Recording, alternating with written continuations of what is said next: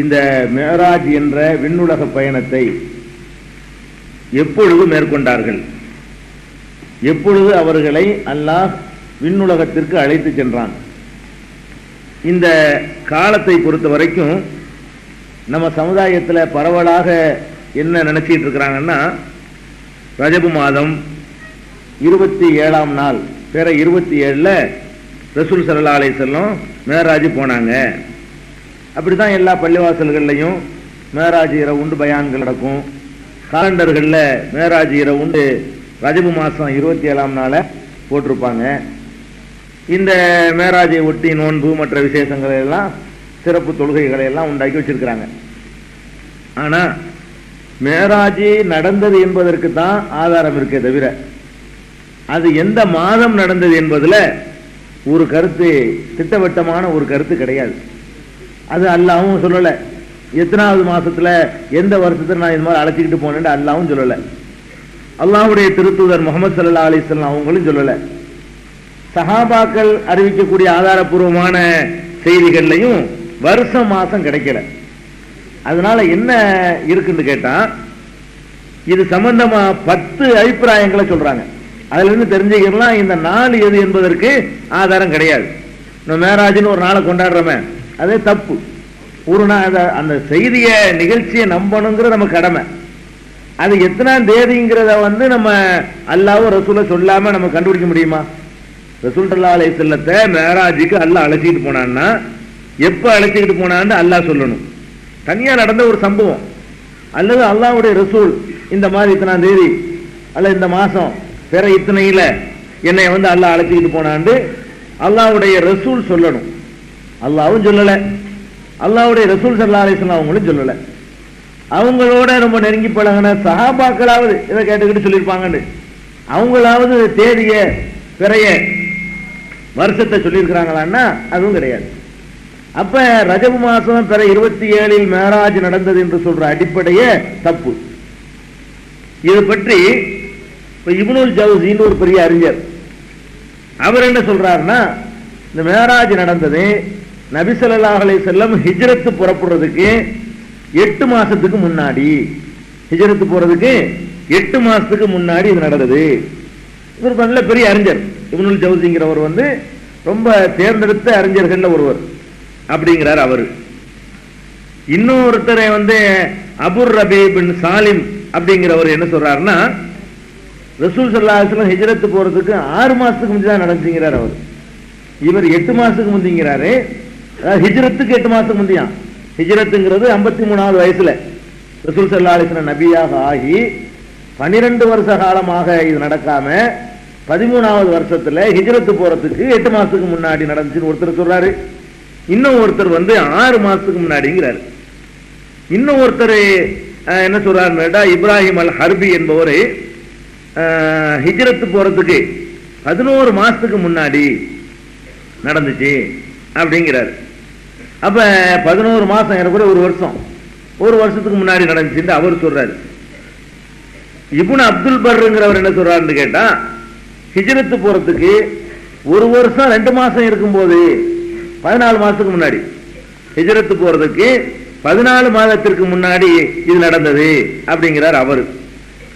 இப்னு பாரிஸ்ங்கிறவர் என்ன சொல்றாருன்னு கேட்டா, ஹிஜ்ரத் போறதுக்கு ஒரு வருஷமும் 3 மாசமும் 15 மாசம், 15 மாசத்துக்கு முன்னாடி இந்த மேராஜ் போனாங்க அப்படிங்கிறாரு அவரு. அப்புறமேலே இன்னொருத்தர் என்ன சொல்றாருன்னு கேட்டா, தபுரி பைஹகி இவங்கெல்லாம் ஒரு வருஷமும் 5 மாசமும் 17 மாசம், 17 மாசத்துக்கு முன்னாடி போனாங்க அப்படிங்கிறாரு. அப்புறம் இப்னு சாது, அபு சபுரா இவங்கெல்லாம் என்ன சொல்றாங்கன்னா, ரசூல் ஸல்லல்லாஹு அலைஹி வஸல்லம் ஹிஜ்ரத் போறதுக்கு ஒரு 18 மாசத்துக்கு முன்னாடி அப்படிங்கிறாங்க. அதுக்கப்புறம் இப்னுல் அசீர், அவர் நல்ல ஒரு பெரிய அறிஞர் தான், இந்த வரலாறுகளை எல்லாம் கரைச்சு குடிச்சவர் தான். அவர் என்ன சொல்றாருன்னு கேட்டா, ஹிஜ்ரத் போறதுக்கு 3 ஆண்டுகளுக்கு முன்னாடி நடந்தது. மேராஜ் என்ற சம்பவத்துல எல்லாரும் ஒரே கருத்துல சொல்றாங்க. அது எப்ப நடந்தது என்பதுல இப்படி 10 கருத்து வருமா? 10 கருத்து நான் உங்களுக்கு சொல்லியிருக்கிறேன். 10 கருத்து வருதுன்னு சொன்னா என்ன அர்த்தம்? இது பற்றி ஹதீஸ்ல இல்லைன்னு அர்த்தம். அல்லாஹ்வுடைய ரசூல் கரெக்டா ஒரு தேதியை சொல்லி இருந்தா 10 அபிப்பிராயம் வராது. 10 அபிப்பிராயம் வருவதிலிருந்து என்ன விளங்குதுன்னா, இவங்களா ஊகிக்கிறாங்க. இவங்களா ஊகிச்சுக்கிட்டு அனுமானம் பண்ணிக்கிட்டு 6 மாசம் இருக்கலாம், 8 மாசம் இருக்கலாங்கிற அப்படிதான் எடுத்துக்கணும். அதனால இது எந்த அறிவிப்பையும் நம்ம கணக்கில் எடுத்துக்கிற வேண்டியதில்லை. எது ஒன்றுக்கு நமக்கு தெளிவான இல்மு இல்லையோ அது விஷயத்தில் ஒரு முடிவுக்கு நம்ம வரக்கூடாது. அல்லாஹ் குர்ஆன் நமக்கு என்ன சொல்றான், வலா தக்ஃபு மா லைஸ லக பிஹி இல்முன், உனக்கு இல்மு இல்லாத திட்டவட்டமான அறிவு இல்லாத செய்திகளை நீ பின்பற்றாதே. அதனால நம்ம எப்ப இது நடந்தது என்று கேட்டால் அது பற்றி அல்லாஹ்வும் ரசூலும் எங்களுக்கு சொல்லவில்லை. ஒண்ணுக்குமா தேதி சொல்ல முடியும்? தேதி கிடைச்சது தேதியோட நம்புவோம். இதுல தேதி முக்கியம் கிடையாது. சில விஷயங்களுக்கு நிகழ்ச்சி தான் முக்கியமே தவிர தேதி முக்கியம் கிடையாது. தேதியை தெரிகிறதுனால ஆக போறது ஒண்ணுமே கிடையாது இந்த மாதிரி நிகழ்ச்சிகள்ல. அப்ப இப்படி சம்பவம் நடந்துச்சு, அவ்வளவுதான். இதை நம்ம நம்புறோம் மனப்பூர்வமா. இது மக்கா வாழ்க்கை. இது எல்லா கருத்தும் என்ன சொல்லுதுன்னா, ரசூல் ஸல்லல்லாஹு அலைஹி வஸல்லம் மக்காவுல இருக்கும் போதுங்கிறது வந்துருது. யாரும் மதீனாவுக்கு போனவன்னு சொல்லல. ஒரு ஏகோபித்த கருத்து எதுல இருக்குன்னு கேட்டா, மக்காவுல இருக்கும் போதுதான் இது நடந்தது. ஏன் அதுல மட்டும் ஏகோபித்த கருத்து வருதுன்னா, மஸ்ஜிதுல் ஹராமுல இருந்தா அல்லாஹ் கூட்டிட்டு போறான். தெளிவாவே நஸ்ஸா இருக்குது. மஸ்ஜிதுல் ஹராம்ங்கிறது காபத்துல்லா, அங்க இருந்து அல்லாஹ் கூட்டிட்டு போனன்னு சொல்றதுனால கண்டிப்பா இது நடந்தது எங்க இல்ல, மதீனாவுல கிடையாது. 53 வருஷத்துக்கு பிறகு மதீனாவுக்கு போனாங்களே, அந்த 10 வருஷத்துல இல்ல. 40ல இருந்து 53 வயசு வரைக்கும் உள்ள அந்த 13 வருஷ காலத்துல தான் இது நடந்திருக்குது என்பதுல இரண்டாவது கருத்து இடம் கிடையாது. அது ஒண்ணுதான் உறுதியா சொல்ல முடியுமே தவிர எந்த மாசம் என்பதையும் எந்த வருஷம் என்பதையும் கூட தெளிவாக சொல்வதற்கு ஆதாரம் இல்லைன்னு சொன்னா, 27 வரைக்கும் தேதி வரைக்கும் கண்டுபிடிச்சுறாங்க. நம்ம ஆளு ஒரு ஃபங்க்ஷன் ஆக்கி விழா கொண்டாடணும். அந்த விழாவின் மூலமாக ஏதோ சில வருமானங்கள் அதை அடையணுங்கிறதுக்காக வேண்டி மாசம் எதுங்கிறதுல இவ்வளவு சண்டை, வருஷம் எந்த வருஷம் என்பதுல இவ்வளவு கருத்து வேறுபாடு. நம்ம என்ன பண்றாங்க, மேராஜ் ரவுண்ட் அதுக்கு தீர்மானம் பண்ணி என்னென்னமோ ஃபங்க்ஷன், மேராஜ் கந்தூரிண்ட பல ஊர்கள் நடத்துவாங்க. பள்ளியாசல்ல சோறாக்கி போடுவாங்க எல்லாத்துக்கும். அது மாதிரிலாம் இருக்குது. மேராஜுக்கு நோன்பு வேற. என்னைக்குன்னு தேதியே தெரியலன்னா நோன்பு இல்லைன்னு வழங்குதா இல்லையா? நோன்புண்டு ஒன்றை ரசூல் ஸல்லல்லாஹு அலைஹி வஸல்லம் உண்டாக்கிட்டு போயிருந்தாங்கன்னா இந்த தேதியில சந்தேகம் வராத. கரெக்டா வருஷம் நோன்பு வச்சுட்டு இருப்பாங்களே கண்டினியூவா. இப்ப முஹர்ரம் மாசம் 10வது நாள் நோன்பு வைக்கிறாங்கன்னா கண்டினியூவா வச்சுட்டு இருக்கிறோம்ல, அதுல எந்த சர்ச்சையும் வராது. மேராஜுக்குன்னு ஒரு நோன்பு நம்மால் உண்டாக்கி வச்சிருக்கிறான். அப்ப நோன்பு வைக்கிறத 27ல ரசூலுல்லாஹ் நோன்பு வச்சு அப்படி ஒரு சுன்னத்தை ஆக்கிட்டு போயிருந்தாங்கன்னா 10 கருத்து வந்திருக்காது. அதே கருத்துல எல்லாரும் சொல்லிட்டு வந்திருப்பாங்க 27 ரஜப் 27 அப்படின்னு சொல்லிட்டு வந்திருப்பாங்க. அப்ப இந்த 27 என்று இவங்க தீர்மானிச்சு இருப்பதே பொய்ங்கிறது விளங்குது. கண்டிப்பா கற்பனை, இது எந்த ஆதாரமும் இல்லாம அவங்க செஞ்சிருக்கிறாங்க. அதனால நம்ம நிகழ்ச்சியை நம்புவோம், மேராஜ் என்ற நிகழ்ச்சியை நம்புவோம். அது எப்பன்னு கேட்டா அது பற்றி அல்லாஹ்வும் ரசூலும் எங்களுக்கு சொல்லல, அங்கிருந்து கிடைக்கல, கிடைச்ச அளவுக்கு நம்புவோம்னு சொல்லி முடிவெடுப்பதுதான் அறிவாளிக்கு நல்லது. இந்த 10ல போட்டுக்கிட்டு நம்ம ஒரு சைட்ல 11வது கருத்து நம்ப வேண்டியதில்லை. இந்த 10ல சேர்ந்துக்கிட்டு இல்ல நம்ம ஒரு புதுசா ஒன்று சொல்ல வேண்டியதில்லை. 10 இருக்குது கருத்து, அதனால 10 மூலையில் வச்சிருவோம். எல்லாம் ஞாபகம் ஒன்று சொல்லுது மக்காவில் இருக்கும்போது நடந்துச்சு. அது ஹதீஸ்ல இப்படி தெளிவா இருக்கு, குர்ஆன்ல இப்படி தெளிவா இருக்கு, அதை ஏத்துக்கிட்டு போயிடணும். இது மேராஜை பற்றி உள்ள தெரிந்து கொள்ள வேண்டிய ஒரு முக்கியமான அம்சம். அந்த மேராஜ் எப்படி நடக்குது அது சம்பந்தமா உள்ள ஒரு ஹதீஸ் சஹீஹுல் புகாரியில விரிவா வரக்கூடிய நிறைய ஹதீஸ் வருது. ஒரே ஒரு ஹதீஸை உங்களுக்கு சான்றா சொன்னா, அதை வாசிச்சு சொன்னா உங்களுக்கு அதுல இருந்து ஓரளவுக்கு விளங்கும். வேற வேற ஹதீஸ்ல கூடுதலாக சில வார்த்தைகள் இருக்கும், அதை நான் அங்கங்க நுழைச்சு அந்த ஹதீஸை உங்களுக்கு விளக்கிறேன். புகாரியில 2968வது ஹதீஸ் நீங்க பாத்தீங்கன்னா அதுல விளங்கும். இதுல வாசிக்கிட்டு வரும்பொழுது உங்களுக்கு சில சந்தேகங்கள்லாம் வரும், அது அங்கங்கே நான் சந்தேகம் தெளிவுபடுத்திடுறேன். இந்த மேராஜ் என்ற சம்பவத்தை மாலிக் பின் சாசா என்ற ஒரு சஹாபி அறிவிக்கிறாங்க. அவங்க சுயமா அறிவிக்கல, அதுல முக்கியமா நீங்க கவனிக்க, அவங்க சுயமா அறிவிக்கல, ரசூல் ஸல்லல்லாஹு அலைஹி வஸல்லம் சொன்னதாக அறிவிக்கிறார். அதாவது குழந்தையாக ரசூல் ஸல்லல்லாஹு அலைஹி வஸல்லம் இருக்கும் பொழுது இந்த நெஞ்ச பழந்தாங்கலாம் ஒண்ணு வந்துச்சு, அதையும் அனஸ் ரலியல்லாஹு அன்ஹு தான் அறிவிக்கிறாங்க. அனஸ் அறிவிச்சாலும் அவரா அறிவிக்கிறார், ரசூலுல்லாஹ் சொன்னாங்கன்னு அறிவிக்கல. இந்த சம்பவத்தை பொறுத்த வரைக்கும் இதை ஒரு சஹாபி சுயம் அவரை அறிவிக்கல. இது எப்படி அறிவிக்கிறார்னு கேட்டா, காலன் நபியு ஸல்லல்லாஹு அலைஹி வஸல்லம், நபி ஸல்லல்லாஹு அலைஹி வஸல்லம் எங்களுக்கு சொன்னார்கள் ஆரம்பிக்கிறார். அதனால இத மாலிக் இப்னு சாசாவுடைய வார்த்தை இல்ல, அல்லாஹ்வுடைய ரசூலே சொன்னதாக இதுல வருது. இதுலயும் நெஞ்சு பிளந்த சம்பவம்லாம் வரும். அது அங்கங்க நான் விளக்கம் சொல்லிடுவேன். பைனா அன இந்தல் பைத்தி பைனன் நாயிமி ஒல் யக்லான். நான் காபத்துல்லா, பைத்துன்னு சொன்னா காபத்துல்லாவுக்கு தான் சொல்றது. அல் பைத்துன்னு போட்டோம்னா காபத்துல்லா, அந்த இல்லம், அந்த ஆலயம் அர்த்தம். அந்த ஆலயம்ங்கிறது காபத்துல்லாவை தான் குறிக்கும். நான் காபத்துல்லாவிலே உறக்கத்திற்கும் விழிப்பிற்கும் இடையே நான் இருக்கும் பொழுது ரசூல் ஸல்லல்லாஹு அலைஹி வஸல்லம் சொல்றாங்க, பைனா அன இந்தல் பைத்தி பைனன் நாயிமி ஒல் யக்லான். நான் விழிப்புக்கும் உறக்கத்துக்கும் இடையில, அதாவது தூங்குறேன்னு சொல்ல முடியாது. அப்படி சில பேர் நம்மள பார்ப்போம்ல, தூங்குற மாதிரி இருக்கும், முடிக்கிற மாதிரி இருக்கும், சிலது பாதியில விளங்கும் பாதி விளங்காது. அது ஒரு அரை தூக்கம் போல, அரை தூக்கம். அரை தூக்கத்தில் இருக்கும் பொழுது அதை விளங்கிடலாம் வேணும்னா. தூக்கத்திற்கும் விழிப்பிற்கும் இடையே நான் இருக்கும் பொழுது அதுலேயும் ரஜுலம் பைனர் ரஜுலைனி, இரண்டு மனிதர்களுக்கு நடுவிலே மூன்றாவது ஒரு மனிதராக நான் இருக்கிறேன். காபத்துல்லாவுல இந்த பக்கம் ஒரு ஆளு, இந்த பக்கம் ஒரு ஆளு. ஒரு ஹதீஸ்ல இன்னொரு ஹதீஸ்ல யாருன்னு வருதுன்னா, இந்த பக்கம் ஹம்சா ரலியல்லாஹு அன்ஹு, இந்த பக்கம் முஸாப். இப்படி மூன்று பேரோட இருக்கும்போது தான் சம்பவம் நடக்குது. நான் காபத்துல்லாவுல அரை தூக்கத்தில் இருக்கிறேன். அரை தூக்கத்துல நான் மட்டும் இருக்கல, நான் அரை தூக்கத்தில் இருக்கும்போது இந்த பக்கம் ஒருவரும் இந்த பக்கம் ஒருத்தர் இருந்தாங்க. இரண்டு மனிதர்களுக்கு இடையில் நான் மூன்றாவதாக நடுவில் நான் இருந்து கொண்டிருந்தேன். இந்த ஹதீஸ்ல புகாரில் அவ்வளவுதான் வருது. அந்த ரெண்டு பேர் யார் என்பதற்கு வேற ஹதீசுகள்ல இந்த பக்கம் இருந்தவர் முஸாபு, அந்த பக்கம் இருந்தவர் ஹம்சா அப்படின்னு சொல்லி அது அறிவிப்புல விளக்கம் கிடைக்குது. இப்படி நான் இருந்து கொண்டிருந்த பொழுது இப்படின்னு புகாரியில அந்த ஹதீஸ்ல ஆரம்பிக்குது. இதே புகாரியில இன்னும் தெளிவாக என்ன வருதுன்னா, பைனமா அனஃபில் ஹத்தீமி, நான் ஹத்தீமிலே இருக்கும் பொழுதுன்னு வருது. ஹத்தீம்டா என்ன, நான் அன்னைக்கு உங்களுக்கு சொல்லியிருக்கிறேன். காபத்துல்லாவுல பொருளாதார நெருக்கடியின் காரணமாக கட்டப்படாமல் விடுபட்ட பகுதி தான் ஹத்தீம்ங்கிறது. இந்த வளைவா இருக்குன்னு சொன்னோம்ல, காபத்துல்லா இந்த ஸ்கொயர் டைப்ல இருக்குல்ல, அதை ஒட்டி இப்படி லாட மாதிரி வளைவா இருக்கும். அதுவும் சேர்ந்துதான் காபத்துல்லா, இந்த மிஹ்ராப்ல இருக்கிற மாதிரி இருக்குன்னு சொன்னேன். அதை கட்ட வசதி இல்லாம சும்மா ஒரு ஜான் உயரத்துக்கு வளைவா கட்டி வச்சிருக்கிறாங்க. அந்த இடத்துல அது காபத்துல்லா தான், அது காபத்துல்லாவை சேர்ந்ததுதான். அப்ப ஏதோ வெயில் காலமா இருக்கு, காத்துக்காக வேண்டிய அந்த இடத்துல படுத்து கிடக்குறாங்க வெளியில. இப்ப நானும் இன்னும் ரெண்டு பேரும் படுத்து கிடக்கும் பொழுது காபாண்டு வந்திருக்கு ஒரு ரிவாயத்துல, இன்னொரு அறிவிப்புல தெளிவா இடமே கரெக்டா வருது. என்னன்னு வருதுன்னா, ஃபில் ஹத்தீமி, ஹத்தீம்ங்கிற இடத்தில் நான் மூணு பேர் இருந்தோம். ரெண்டு பேர் படுத்து கிடந்தாங்க, நான் மட்டும் உறக்கத்துக்கும் விழிப்புக்கும் மத்தியில இருக்கிறேன். ரசூல் ஸல்லல்லாஹு அலைஹி வஸல்லம் சொல்றாங்க, இதை நானா சொல்லல.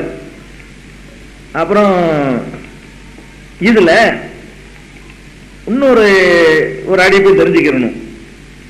புகாரியில ஒரு அறிவிப்புல என்ன வருதுன்னா, கபல அன் யூஹா இலைஹி வஹுவ நாயிமுன் ஃபீ மஸ்ஜிதில் ஹராம். இப்ப நம்ம புகாரிங்கிறது ஒரு நம்பகமான கிதாபுங்க. நம்பகமான கிதாபுன்னா அது அல்லாஹ் கொடுத்த கிதாப் இல்ல, மனிதர் தான் தொகுக்கிறார். புகாரிங்கிறவர் ஒரு மனிதர். அவர் தொகுக்கும் பொழுது மற்ற நூல்கள்ல வர்ற மாதிரி புகாரிங்கிற நூல்லையும் தவறுகள் வர வாய்ப்பு இருக்குது. அந்த சரி தவறுன்னு தெரிய வரும் பொழுது அந்த செய்தியை நம்ம தள்ளிக்கிறணும். இது ஏன்னா இந்த இடத்துல ஒரு விளக்கம் சொல்ல வேண்டியிருக்கு. இப்படி வருதுல புகாரியில, இதே புகாரியில இன்னொரு இடத்துல எப்படி வருதுன்னு கேட்டா, ரசூல் ஸல்லல்லாஹு அலைஹி வஸல்லத்துக்கு வஹீலாம் அறிவிக்கிறதுக்கு முன்னாடியே 40 வயசுக்கு முன்னாடி நடந்ததா வருது. அப்பவே கூட்டிட்டு போய் எல்லா தொழுகை கடமையாக்கிட்டான்னு வருது. அதுல இது சாதாரண அறிவுள்ளவர்களுக்கு இதை ஏத்துக்கிற முடியாது. மற்ற எல்லா ரிவாயத்திலையும் ரசூல் ஸல்லல்லாஹு அலைஹி வஸல்லம் நபியா ஆன பிறகு நடந்ததாகத்தான் வருது. இதே புகாரியில இன்னொரு அறிவிப்புல எப்படி வருதுன்னா, கபுல அன் யூஹா இலைஹி, ரசூல் ஸல்லல்லாஹு அலைஹி வஸல்லம் உங்களுக்கு வஹி அறிவிப்பதற்கு முன்னாடி, வஹிலாம் வர்றதுக்கு முன்னாடி, நபி ஆகுறதுக்கு முன்னாடி இது நடக்குதுங்கிற செய்தி புகாரியில வருது. அப்ப நம்ம இந்த இடத்துல ஹதீசுகளை பற்றி நம்ம ஒரு முடிவுக்கு வரணும். ஹதீசுகளை பற்றி நம்ம எப்படி அதை அணிவிக்கிறதுன்ற ஒரு முடிவுக்கு வரணும். ஏன்னா இது மாதிரி ரெண்டு முரண்பாடு மாதிரி வந்து நம்மளுக்கு என்ன பண்றது தெரியுமா, என்ன ஒரு ஹதீஸ் ஒரு குழப்பமா இருக்கு, ஏதோ எடுத்துக்கிறது புகாரில எப்படி இருக்குது இப்படிங்கிற மாதிரி ஒரு குழப்பத்துக்கு ஆளாயிடுறாங்க. இது இவங்க குழப்பத்துக்கு ஆளாக வேண்டியதில்லை. அந்த காலத்திலேயே இதெல்லாம் விமர்சிக்கப்பட்டு இந்த முரண்பாட்டுக்கெல்லாம் அப்பவே பதிலெல்லாம் சொல்லப்பட்டிருக்குது. அதை நீங்க முதல் விளங்கி, இந்த மேராஜில் நுழைவதற்கு முன்னாடி ரசூல் ஸல்லல்லாஹு அலைஹி வஸல்லம் நபியாக ஆன பிறகு நடந்ததாக ஒரு 30-40 அறிவிப்பு இருக்குது. நபியாகிறதுக்கு முன்னாடி இது நடந்ததாக ஒருவர் சொல்றார். இதே மாலிக் இப்னு சாஸா தான் அதையும் சொல்றாரு. அவர் சொல்வதாக அறிவிக்கக்கூடியவர் ஷரீக் என்பவர் அறிவிக்கிறார். இந்த ஹதீஸ்ல மட்டும் எப்படி வருதுன்னா ரசூல் ஸல்லல்லாஹு அலைஹி வஸல்லம் நபியாகிறதுக்கு முன்னாடின்னு வருது. இப்ப நம்ம என்ன பண்ணணும் தெரியுமா? ஒரு அளவுகோல் நீங்க எப்போதும் ஞாபகம் வச்சுக்கணும். என்ன அளவுகோல்? தெளிவாக தெரிந்த ஒரு உண்மை குர்ஆன் மூலமாக, அந்த மாதிரி உண்மைக்கு மாற்றமாக ஹதீஸுகள்ல வருமானால் அந்த ஹதீஸ் எவ்வளவு நம்பகமான ஹதீஸ் என்று சொல்லப்பட்டாலும் குர்ஆனுக்கு மாற்றம் என்று வந்தால் அதை தூக்கி வச்சிடணும். மாற்றம் இல்லாத வகையில் ஏதாவது விளக்கம் கொடுக்க முடியுமான்னு பார்க்கணும். ஒரே அடியா ஹதீஸத்துக்கு போட முடியாது. ஹதீஸுகள்ல குர்ஆனுக்கு மாற்றம் என்ற முறையில் ஏதாவது ஒன்று தெரியுமானால் இது எப்படி, இது ஏதோ ஒரு இடைச்சொற்களா இருக்கலாம். குர்ஆன் என்பது பலரால் பாதுகாக்கப்பட்டது, ஹதீஸ் என்பது கொஞ்சம் நெஞ்சம் பேர்களால், அதுவும் அவங்க நம்பகமான ஆளுக்கு தான்.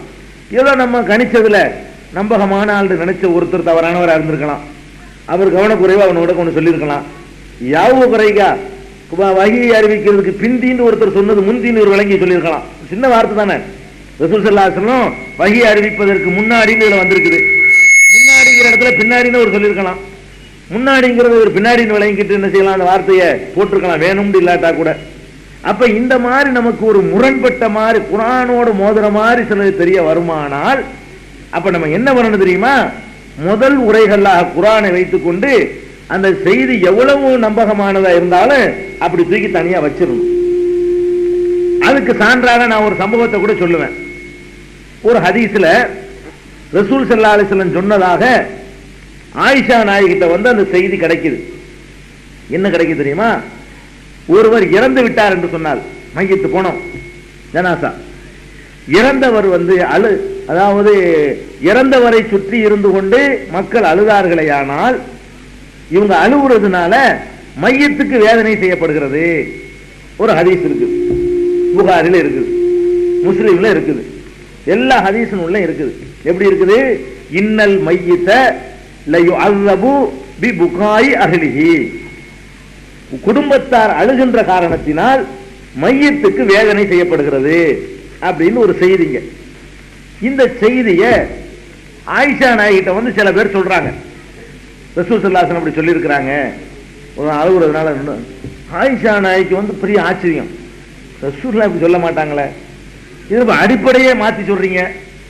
நான் அழுகுறதுனால அந்த பணத்துக்கு வேதனை செய்யப்படுதுன்னா இது அல்லாஹ்வுடைய ஜட்ஜ்மெண்ட்ல அப்படி இருக்காத.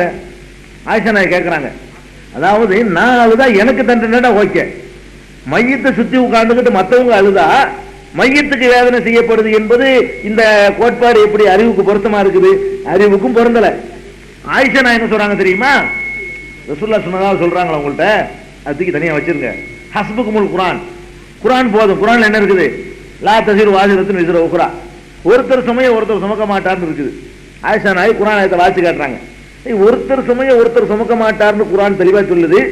அப்ப இவன் அழுவ சுமையை வந்து மையத்து சுமக்குமா? நான் அழுகுறதுக்கு என்ன மையத்துக்கு என்ன சம்பந்தம் இருக்குது? நான் அழுகுறதுனால அந்த மையத்தை அழுகுன்னு ஒப்பாரி வச்சவர்னு வச்சுக்கிறோமே, ஒப்பாரியே வச்சா கூட ஒப்பாரி மையத்தா வச்சுச்சு. நீங்க போய் மையத்துக்கிட்ட உட்காந்து ஒப்பாரி வச்சா மையத்தை தண்டிக்கிறதுங்கிறது இருக்குத, இது என்ன நியாயம்? நம்ம பிடிக்காத ஆள் பண்ணாலும் அழுது அவனை தண்டனைக்கு ஆக்கிடலாமே. எவனா பிடிக்காத செத்து போயிட்டான்னா அவன் வீட்டுல உட்காந்து இன்னும் கொஞ்சம் அதாவது படுறான்னு சொல்லி அழுதுலாமே. இப்ப நம்ம அழுது அவனுக்கு தண்டனை வாங்கி கொடுக்கறதுங்கிறது இது எவனும் செய்ய மாட்டான். அல்லாஹ் செய்வானா? நான் செய்ய மாட்டேன், நீங்க செய்ய மாட்டீங்க. அல்லாஹ் இப்படி செய்வானா? ஆனா ரசூல் ஸல்லல்லாஹு அலைஹி வஸல்லம் சொன்னதாக பல நூல்கள்ல பதிவு செய்யப்பட்டிருக்கு.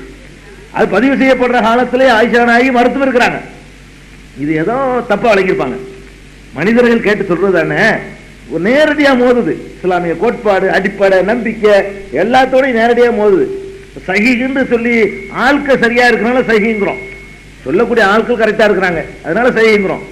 சொல்லக்கூடிய ஆள் சரியா இருந்தா மட்டும் பத்தாது, ஃபர்ஸ்ட் அளவுகோல் அல்லாஹ்வுடைய வேதத்தை தான் வைக்கணும். இப்படித்தான் ஆயிஷா நாயகி அன்னைக்கு என்ன செய்யறாங்க? ஏன் இப்ப குர்ஆன்ல சொல்றான், அல்லாஹ் சொல்றான் ஒருத்தர் சுமையை ஒருத்தர் சுமக்க மாட்டாருன்னு, நீ என்ன அதுக்கு மாத்தமா சொல்றீங்க அப்படிங்கிற மாதிரி என்ன செய்யுது அது வருது. இது அந்த செய்தியை தனியா வச்சிடறாங்க, நம்ப மாட்டேன்றாங்க. அந்த செய்தியை தூக்கி தனியா வச்சிடறாங்க. அதே மாதிரி இன்னொரு சம்பவத்தை கூட நம்ம சொல்லலாம். பத்ரு போர் நடக்குது. பத்ரு போருடைய வரலாறு பின்னாடி சொல்லுவோம், அதனால ஷார்ட்டா சொல்றேன். அதுல எல்லாரும் கொல்லப்பட்டுறாங்க. அபுஜெயிலே அந்த குரூப் எல்லாம் கொல்லப்பட்டவங்களாம் தூக்கி அந்த பாலடைஞ்ச கிணத்துல தூக்கி போடுறாங்க. கலீபு பத்ருங்கிற இடத்துல கொண்டு போய் போடுறாங்க. பாலடைஞ்ச கிணத்துல தூக்கி போட்டுட்டு அவங்கள நோக்கி ரசூல் ஸல்லல்லாஹு அலைஹி வஸல்லம் பேசுறாங்க. எப்படி பேசுறாங்க? இந்த மாதிரி இன்னா வஜத்னா மாவாத ரப்புனா ஹக்கா, எங்கள் இறைவன் எங்களுக்கு வாக்களித்ததை நாங்கள் பெற்றுக்கொண்டோம். ஃபஹல் வஜத்தும் மாவாத ரப்புக்கும் ஹக்கா, உங்கள் இறைவன் உங்களுக்கு வாக்களித்ததை நீங்கள் பெற்றுக்கொண்டீர்களா கேட்கிறாங்க. கேட்ட உடனே பக்கத்தில் இருந்த உமர் ரலியல்லாஹு அன்ஹு கேட்கிறாங்க, அத்து கல்லிமு அஜிசாதன்ல அர்வாஹலஹா, அல்லாஹ்வுடைய தூதரே உயிர் இல்லாத உடம்போடவா பேசிக்கிட்டு இருக்கிறீங்க? யார்கிட்ட போய் பேசுறீங்க? அவங்கள்ட்ட போய் பேசிட்டு இருக்கிறீங்க, உயிரற்ற உடல்ல போய் பேசுறீங்களே அப்படின்ன உடனே ரசூல் ஸல்லல்லாஹு அலைஹி வஸல்லம் பதில் சொல்றாங்க, இன்னஹும் ல யஸ்மஊனல் ஆன், இப்ப அவங்களுக்கு கேட்குது, இப்ப நான் சொல்வதை கேட்கிறார்கள் அப்படின்னு ரசூலுல்லாஹ் சொன்னாங்கன்னு ஒரு ஹதீஸ் புகாரியில எல்லா கிதாபுகள்லாம் இருக்குது. இதே செய்தி ஆயிஷா நாயிட்ட திரும்பவும் வருது. இந்த மாதிரி ரசூலுல்லாஹ் சொல்லியிருக்கிறாங்கன்னு சொல்லியிருக்க மாட்டாங்க, கொஞ்சம் கூட குறை புரிஞ்சிருப்பாங்க. ரசூலுல்லாஹ் சொல்லியிருக்க மாட்டாங்க. ஏன்னா அல்லாஹ் தெளிவா சொல்றான், இன்னக்கலா துஸ்மிஉல் மௌத்தா, இறந்தவர்களை உம்மால் செவியேற்க முடியாது, செவியேற்க செய்ய முடியாதுன்னு ரசூலுல்லாஹ் கூப்பிட்டு அல்லாஹ் சொல்றான். இன்னக்க லா துஸ்மிஉல் மௌத்தா, இறந்து போனவர்களை செவியேற்க செய்ய உம்மால் முடியாதுன்னு அல்லாஹ் சொல்றான், நீ முடியும்ங்கிற. அப்ப அல்லாஹ்வுடைய வேதத்துக்கு மாத்தமா அல்லாஹ்வுடைய ரசூல் பேசுவாங்களா? இது அப்படி சொல்லிருக்க மாட்டாங்க. நான் சொல்லுவதை உங்களுக்கு புரிந்து கொள்வார்கள் கேட்பாங்கன்னு சொல்லாம நம்ம தப்பான வழியில இருந்தோம் என்பதை இப்ப புரிஞ்சிருப்பாங்க. அங்க எல்லாம் தெரியும்ல, செத்து போய் கணத்துல போட்ட உடனே அவனுக்கு கிடைக்கக்கூடிய நரகம், போக்குவரத்து, தண்டனை என்னென்ன மாதிரிலாம் இருக்குங்கிறதெல்லாம் எல்லாம் எடுத்து காட்டியிருப்பான். அதை நீ புரிஞ்சுக்கிட்டாங்க அவங்க அப்படின்னு சொன்னால் அது ஓகே, அப்படித்தான் சொல்லி இருப்பார்கள். அப்படி சொல்றாங்கல்ல, யஅலமுன்னு சொல்லியிருப்பாங்க, புரிந்து கொண்டிருப்பார்கள். இப்ப நம்ம சொன்னது சரியா, அவங்க நடந்துகிட்ட சரியா என்பதை இப்ப புரிஞ்சிருப்பாங்க. அப்படித்தான் ரசூல் ஸல்லல்லாஹு அலைஹி வஸல்லம் சொல்லியிருப்பாங்களே தவிர கேட்கிறாங்க, நான் பேசுறது கேட்கிறாங்கன்னு சொல்லியிருக்க மாட்டாங்கிறாங்க. எதுக்கு இதை நான் சொல்ல வர்றேன்னா, தெளிவா இருக்கிறோடு நேர மோதிர மாதிரி வருதுன்னா மனிதர்கள் கேட்டு அறிவிக்கிறது தான். அதனால அப்படி வேகமாக புகாரியோ முஸ்லிமோ நம்ம எடுக்க வேண்டியதில்லை. அதுல ஒரு 2, 3, ஒரு 10, ஒரு 15, ஒரு 20, ஒரு 100 கூட இருக்கலாம். ஒரு 6000, 7000 செய்தி இருக்கும் பொழுது ஒரு 100 ரொம்ப நம்பகமான புஸ்தகம்னு சொல்லப்பட்டாலும் மனுஷன் தப்பே வராதா? மனிதன் தொகுத்தது தானே. தப்பு வராம தொகுத்துட்டாருன்னா அவர் அல்லாஹ் அப்புறமேலு. ஒரு தப்பு இல்லாம ஒரு மனிதன் தொகுக்க முடியும்னு சொன்னா அவன் அல்லாஹ் அப்புறமேலு. தப்புக்கு அப்பாற்பட்டவன் அல்லாஹ் மட்டும்தானங்க. குல்லு பனி ஆதம கத்தாவுன், ஆதமுடைய மக்கள் அத்தனை பேருமே தப்பு செய்யறவர்கள். இதான் இஸ்லாத்தின் நிலைப்பாடு. அந்த அடிப்படையில் இதே மாதிரி தான் எல்லாத்துக்கும் நிறைய. நானே கூட உங்களுக்கு சொல்லியிருக்கிறேன். இப்ப ஒரு செய்தி புகாரின்றே வச்சுக்கிறோமே, இஹ்ராம் கட்டுறோம்ல ஹஜ்ஜிக்கு, இஹ்ராம் கட்டிக்கிட்டு இருக்கும் போது கல்யாணம் பண்ணக்கூடாது. கல்யாணம் பண்ணியிருந்தா கூட மனைவியோட சேரவே கூடாது. இஹ்ராம்ல இருக்கும்போது பொன்னாட்டி முருகன்மா ஹஜ்ஜிக்கு போறாங்க, ஹஜ்ஜிக்கு போனா குடும்ப வாழ்க்கை ஈடுபடக்கூடாது.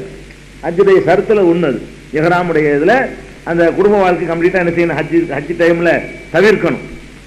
இப்ப மைமூனா ரலியல்லாஹு அன்ஹா வந்து ரசூலுல்லாஹ் வந்து இஹ்ராம் கட்டின நிலையில தான் கல்யாணம் பண்ணாங்க அப்படின்னு ஒரு செய்தி புகாரில் இருக்கு. இஹ்ராம் கட்டின நேரத்தில் கல்யாணம் பண்ணக்கூடாது ரசூலுல்லாஹ் தடுத்திருக்கிறாங்க. அதே நேரத்தில் சஹீஹ் முஸ்லிம்ல என்ன இருக்குன்னு கேட்டா மைமூனாவே இதை மறுக்கிறாங்க. என்னைய இஹ்ராம் கட்டுற நிலையில ரசூலுல்லாஹ் கல்யாணம் பண்ணவே இல்லை, அது தவறுங்கிறாங்க. அப்ப நம்ம புகாரில வருதுன்னு பார்க்கணுமா, செய்தியுடைய வெயிட்ட பார்க்கணுமா? செய்தியுடைய வெயிட்ட தான் பார்க்கணும். மைமூனா சம்பந்தப்பட்டவங்க, கல்யாணத்துக்கு சம்பந்தப்பட்டவங்க, அவங்க சொல்றாங்க இஹ்ராம் கட்டிட்டு கல்யாணம் பண்ணலங்கிறாங்க. அது போக வந்து ரசூலுல்லாஹ் தடுத்தும் இருக்கிறாங்க. அதனால நம்ம முஸ்லீம்ல வர்றதை ஏத்துக்கிட்டு புகாரில வர தள்ளிடுறோம். நம்ம எல்லாருமே எல்லா ஹதீஸ்களை அறிஞர்களுமே இது வந்து புகாரில இடம்பெற்றிருந்தா கூட அதை வந்து நம்ம ஏத்துக்கிற முடியாது அப்படிங்கிற மாதிரியான ஒரு முடிவுக்குலாம் வந்திருக்கிறாங்க. அந்த அடிப்படையில புகாரியில வரக்கூடிய ஒரு ஹதீஸ்ல இதுவே தலைப்பா போயிடக்கூடாது. சாட்டா உங்களுக்கு புரிஞ்சுக்கிறதுக்கு இது போதும். என்ன வருதுன்னா, வஹி அறிவிக்கிறதுக்கு முன்னாடி, நபியாவுறதுக்கு முன்னாடி இந்த சம்பவம் நடந்ததுன்னு அவர் அறிவிக்கிறாரு. நபியாவுறதுக்கு முன்னாடியே இது நடந்து இருந்தால் அப்ப வந்து என்னை போத்துங்கள் ரசூலுல்லாஹ் சொல்லியிருப்பாங்களா? முன்னாடியே நடந்து, முன்னாடியே அந்த அத்தாட்சி எல்லாம் பார்த்து அவங்களுக்கு எல்லாம் கன்ஃபார்மா தெரிஞ்சு போயிருந்துச்சுன்னா ஜிப்ரீல் அலைஹிஸ்ஸலாம் வந்து அவர் கட்டி பிடிச்சி இருக்கிறன்னு சொல்லி அப்புறமேல இன்னொன்னு இவங்க ஆடி போயிருப்பாங்களா? போர்வை பொருத்தி கொண்டிருப்பவரை எழுந்திருப்பீராகன்னு சொல்லி அல்லாஹ் சொல்றான்னு சொன்னா அது எவ்வளவு பெரிய பாதிப்பை ஏற்படுத்தியிருக்கு. ஏற்கனவே போய் அனுபவப்பட்டிருந்தாங்கன்னா வந்தவனை வாங்க ஜிப்ரீல் சோமா இருக்கலான்னு கேட்டிருப்பாங்கல்ல. ஜிப்ரீல் வந்து வஹியை கொண்டு வரும், ஏற்கனவே கூட்டிட்டு போயிட்டார் அவர். வஹிக்கு முன்னாடியே அவர் கூட்டிகிட்டு போய் எல்லாத்தையும் காட்டிட்டு வந்துட்டாருன்னா, ரெண்டாவது தடவை அந்த ஹிராவில் வரும்பொழுது நினைச்சிருப்பாங்க, வாங்க சோமாக்கு எடுத்துருப்புல கேட்டிருக்கலாம்ல, அப்படி கேட்கலையே. அப்ப இது மாதிரியான நம்ம குர்ஆனுடைய வசனங்களோடவும் நம்பகமான வேற செய்திகளோடவும் எல்லாம் முரண்படுது. இது எல்லாத்துக்கும் மேல நபியா ஆகுறதுக்கு முன்னாடி எப்படி தொழுகை எல்லாம் கடமையாக்குவான்? இறை தூதராக ஆக்கி அந்த கட்டளை எல்லாம் சொன்ன பிறகுனா தொழுகை எல்லாம் கடமையாக்குவான். இந்த சம்பவத்தில் தொழுகை கடமையாக்கினா வருது. அப்ப நபி ஆகுறதுக்கு முன்னாடி எல்லாம் கூட்டிட்டு போய் தொழுகை எல்லாம் கடமையாக்கிட்டான்டா எப்படி ஏத்துக்கிற முடியும்? அதுவும் வரக்காங்கிறவரும் அவன் கன்ஃபார்ம் பண்றாரு. வரக்காட்டை கூட்டிட்டு போறாங்க, இல்ல உங்கள்கிட்ட வந்தது நாமூஸ் தான் வந்திருக்காரு, மூசாவிடத்துல யார் வந்தாரோ அவர் தான் உங்களிடத்துல வந்திருக்காரு, சைத்தான் வரல, நீங்க அல்லாஹ்வுடைய தூதர் தான். இதை யாரு உறுதிப்படுத்துறார்? இன்னொரு வேதத்தை அறிந்தவர் உறுதிப்படுத்துறார். அப்ப ரசூல் ஸல்லல்லாஹு அலைஹி வஸல்லம் முன்னாடியே கூட்டிட்டு போனாங்க என்று புகாரில வந்தாலும் சரிதான், அதே புகாரில வேறு ரிவாயத்துல வருதுல, அதைத்தான் நம்ம எடுத்துக்கணுமே தவிர வஹி அறிவிக்கிறதுக்கு முன்னாடின்னு வரக்கூடிய செய்தியை புகாரியை படிக்கும்போது என்ன இப்படி ஒண்ணு வருது அப்படி குழப்ப தேவையில்லை. இந்த செய்தி அன்னைக்கே ஒதுக்கி வச்சுட்டாங்க. அது காரணத்தோடு ஒதுக்குறாங்க. இது குர்ஆனோட மாத்தமா இருக்குது. ரெண்டாவது இதை ஷரீக் என்பவர் அறிவிக்கிறாரு. இவர் கொஞ்சம் மறதியாளர், பொய்யெல்லாம் சொல்ல மாட்டாரு, மறதியா உள்ளவர். அதனால இவர் சொல்லக்கூடியதுல இவர் மாத்திரம் அறிவிச்சார்னா அதை நம்ம ஏத்துக்கலாம். வேற ஆளுக்கு முரண்பட்டார்னா இவர் தள்ளிடணும். வேற ஆளுக்கு அறிவிக்கிறதுக்கு மாற்றி இவர் அறிவிச்சார். இவர் வர்றாரு, அந்த புகாரில வரக்கூடிய இந்த ஹதீஸ்ல ஷரீக் என்பவர் வர்றாரு, அவர் வழியா தான் அறிவிக்கப்படுது. அதனால நபியாவுறதுக்கு முன்னாடி இது நடக்கல, ஞாபகம் வச்சுக்கணும். நீ நாளைக்கு புகாரியை படிப்பீங்க, நபியாவுறதுக்கு முந்தின்னு வருது மாற்று, அப்படி நினைக்க கூடாங்கிறது தான் உங்களுக்கு சொல்றேன். முந்தைய நான் விளக்கமா சொல்லிக்கிறேன். அதை நபியான பிறகுதான் நடக்குது. அதுக்கப்புறம் உத்தீத்து பிதஸ்திம் மின் ஸஹபின் மலிஇன் ஹிக்மதன் வ ஈமானன். அப்ப அடுத்து சொல்றாங்க, சரி அந்த அறிவு விட்டுறோம். அப்ப நான் ரெண்டு மனிதர்களுக்கு மத்தியிலே நடுவுல படுத்திருக்கும் பொழுது, படுத்துக்கிட்டு தூக்கத்துக்கும் விழிப்புக்கும் இடையில இருந்து கொண்டிருக்கும் பொழுது என்ன செய்யறேன்? என்னிடத்தில் கொண்டு வரப்பட்டது, யாரெல்லாம் சொல்லவே இல்லை இந்த அறிவிப்புல, என்னிடத்தில் தங்கத்தாலான ஒரு தாம்பலம் கொண்டு வரப்பட்டது. என்னிடத்துல தங்க தாம்பலம் கொண்டு வரப்படுது. உறக்கத்துக்கு விழிப்புக்கு மத்தியில் இருக்கிற தங்க தாம்பலம் கொண்டு வரப்படுகிறது. அந்த தங்க தாம்பலத்துல ஹிக்மத்து ஞானம், ஈமான்டா இறை நம்பிக்கை விசுவாசம், இவைகள் எல்லாம் நிரப்பப்பட்டிருக்கு. ஒரு உருவகமா சொல்றாங்க. ஒரு தங்க தாம்பலம், அதுல ஹிக்மத்து ஈமான் எல்லாமே என்ன செய்யப்பட்டிருக்கு? நிரப்பப்பட்டு அது கொண்டு வரப்படுகிறது. கொண்டு வரப்பட்ட உடனே என்னுடைய நகருண்டா தொண்டக்குழி, தொண்டக்குழியிலிருந்து அடிவயிறு வரை பிளக்கப்படுகிறது. அப்படி வருது. தொண்டக்குழியிலிருந்து அடிவயிறு வரை என்ன செய்யுது?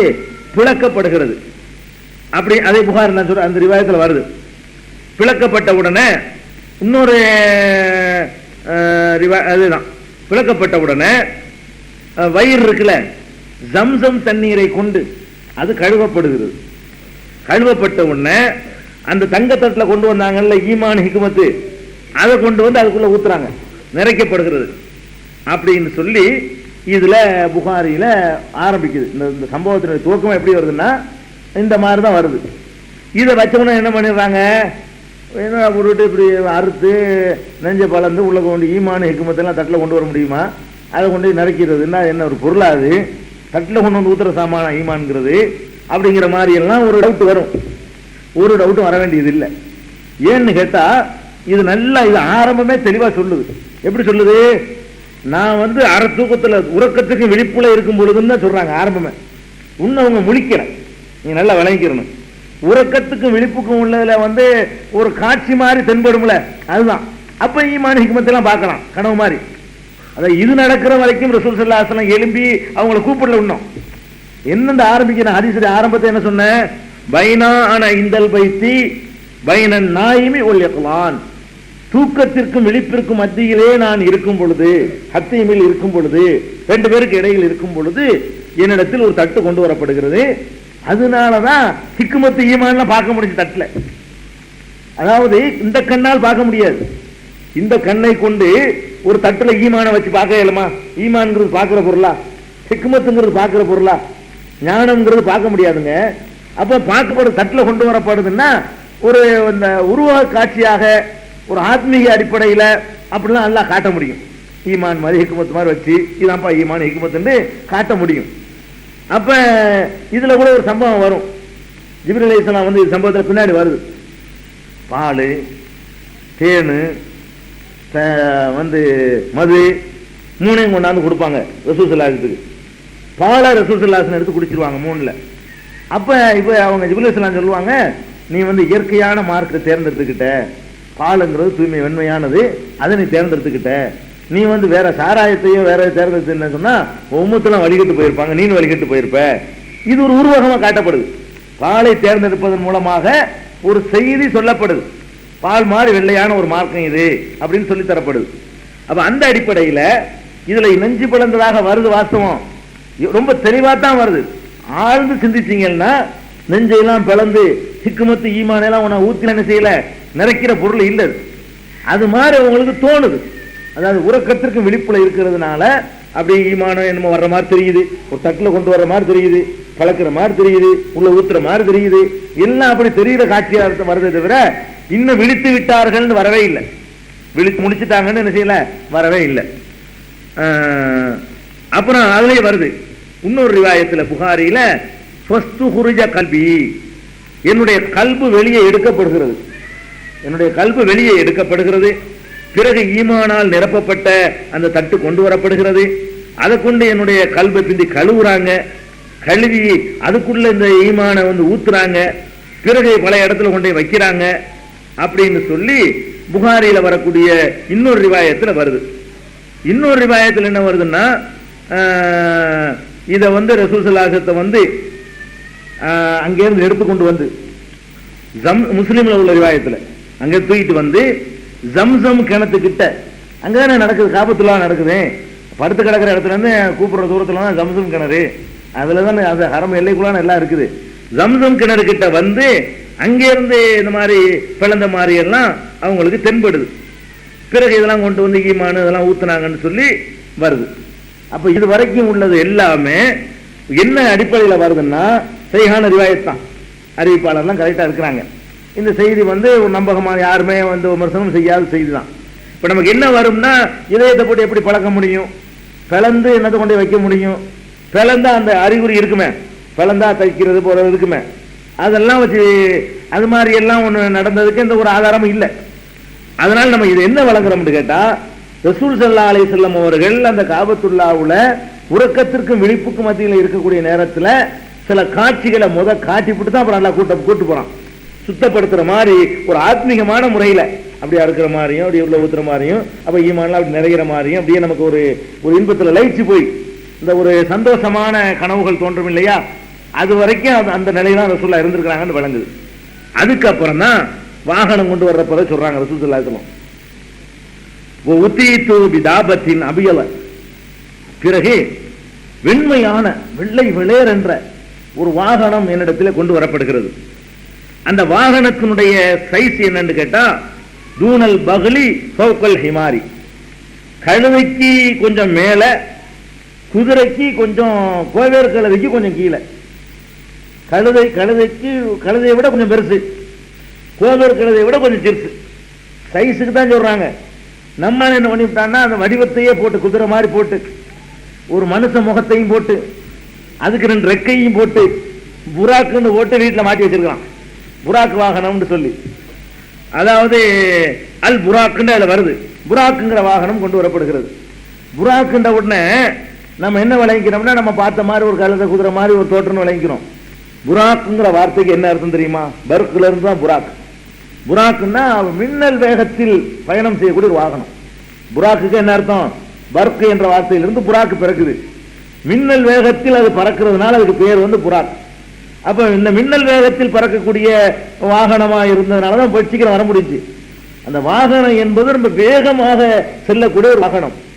மனிதன் இந்த சாதாரண அற்பமான மூளையை வைத்துக் கொண்டு இவன் கண்டுபிடிக்கிறான் வாகனத்தை.